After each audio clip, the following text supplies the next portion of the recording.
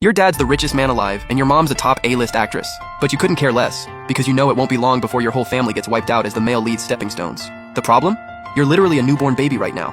Absolutely helpless, except somehow your parents can actually hear your thoughts. The first time you opened your eyes after transmigrating into this novel, you took one look at the bare delivery room and started roasting the system in your head. You said this was gonna be a rich family. Su Manking had just given birth, and the moment she looked at you, a smile spread across her exhausted face, then froze solid the next second, because she swore she just heard a voice say, "This family looks broke. Are they even gonna be able to afford me?" After looking around and confirming no one else reacted, Su Manking slowly pieced it together. The voice was coming from you. A newborn that could talk was already wild enough, but the real crisis? Her own son thought they were poor. Su Manking immediately called out toward the door. "Genting!" Lin Genting pushed the door open, took one look at you and broke into a smile, because he'd been standing right outside and heard every single thought. The second he found out you thought the family was poor, he told Auntie Lu to bring all the gifts over right away. You had no idea they could hear you, but the moment you heard gifts, your ears perked right up. Lin Genting lined up gift box after gift box on your bedside table, introducing each one, from your oldest sister, second sister, third sister. "Wait, we're actually loaded?" You cheered internally, and the couple both burst out laughing at the exact same time. Though they were both a little bummed because these hilarious little inner monologues of yours seemed to be something only they could hear. Su Manking then reminded Lin Genting to also prepare a gift for Jiang Haoyu. Now that they had their own son, they couldn't just start neglecting the kid they'd been raising. The moment you heard that name, the whole storyline came rushing back to you. Jiang Haoyu, the male lead of this novel. As the Lin family's adopted son, he'd always felt like they treated him unfairly.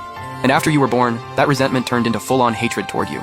In reality, Lin Genting and Su Manking had always treated him like their own flesh and blood. He was just overly sensitive, a total white-eyed wolf. Now hearing your parents talk about buying Jiang Haoyu gifts, you couldn't hold it in anymore.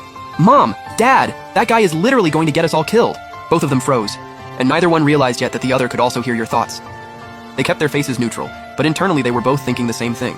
They could spoil Jiang Haoyu all they wanted, but they were not letting their own son get the short end of the stick. Su Manking said the baby was probably hungry and asked Auntie Lu to come in and feed you. As a top celebrity, she wasn't planning to breastfeed herself, gotta protect the figure. But the second you heard Auntie Lu, you started panicking.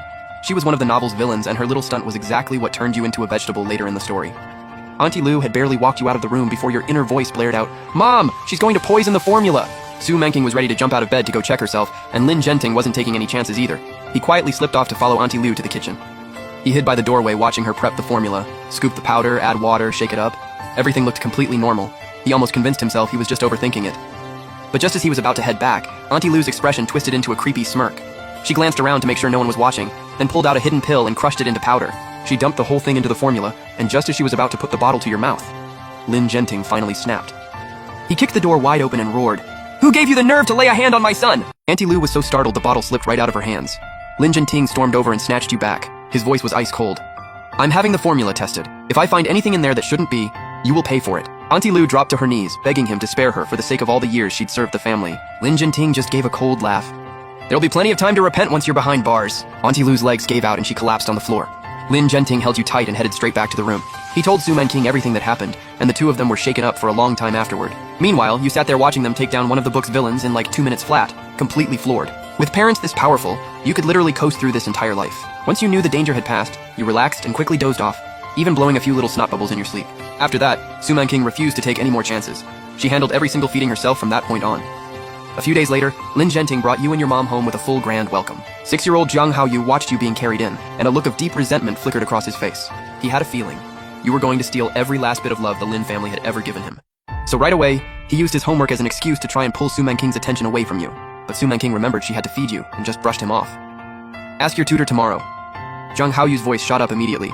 "Mom, you're an A-list celebrity. You can't breastfeed, you'll ruin your whole look." You wanted to roll your eyes so hard, but since you couldn't say a word, you just complained in your head.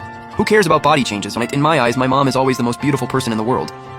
Su Manking felt a warmth spread through her chest. She kept cooing softly at you, then turned to Jiang Haoyu with a noticeably cooler tone. "So if I don't look perfect anymore, does that mean you won't love me?"